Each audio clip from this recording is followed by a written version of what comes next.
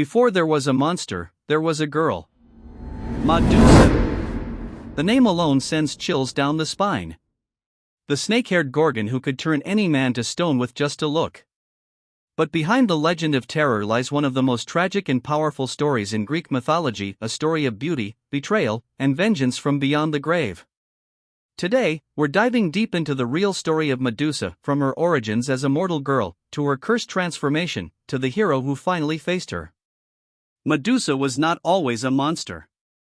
She was one of three sisters known as the Gorgons, but unlike her immortal siblings, she was mortal and stunningly beautiful. Her hair was said to be her crowning glory, dark and shining, envied by all who saw her. Medusa served as a priestess in the temple of Athena, goddess of wisdom and war. Life was simple, devoted to prayer and ritual, until the sea god Poseidon laid eyes on her. Poseidon desired Medusa, and one night, inside the sacred temple of Athena, he claimed her. In some versions, it is seduction. In others, it is far darker and assault. Either way, the holy temple was defiled, and when Athena discovered what had happened, she was furious.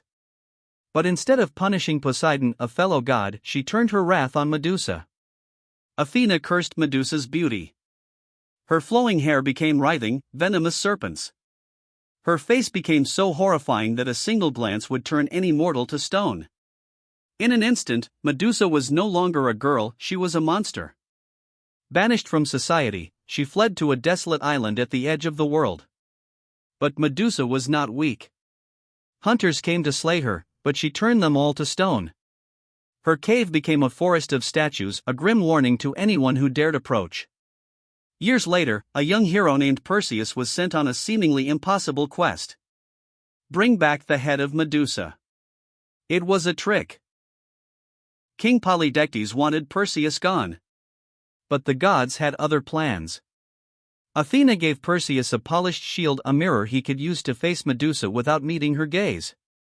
Hermes gave him a sword sharp enough to pierce her neck. The nymphs provided winged sandals, a helmet of invisibility, and a magical bag to carry her head. Under the cover of night, Perseus entered Medusa's cave. Her sisters, the immortal Gorgons, slept nearby, but Perseus crept forward, eyes fixed on the reflection in his shield. Medusa stirred. The snakes hissed. But before she could rise, Perseus struck one swift blow and her head fell. From her blood sprang two incredible beings: Pegasus, the winged horse, and Chrysaor, a golden-sword warrior. Even in death, Medusa's head retained its power to turn enemies to stone. Perseus used it to defeat his foes, then presented it to Athena, who placed it on her shield, the aegis, as a symbol of protection. Medusa is remembered as a monster, but her story is much more complex. She was once a victim, transformed against her will, made into the very thing the world feared. Over time, her image became a powerful protective symbol. Ancient Greeks carved her face onto shields, armor, and temples to ward off evil, not unlike how she once kept intruders away from her cave. Today, Medusa is seen as a symbol of feminine rage, of survival, and of reclaiming power after injustice. She was not just a monster, she was a woman who became unstoppable.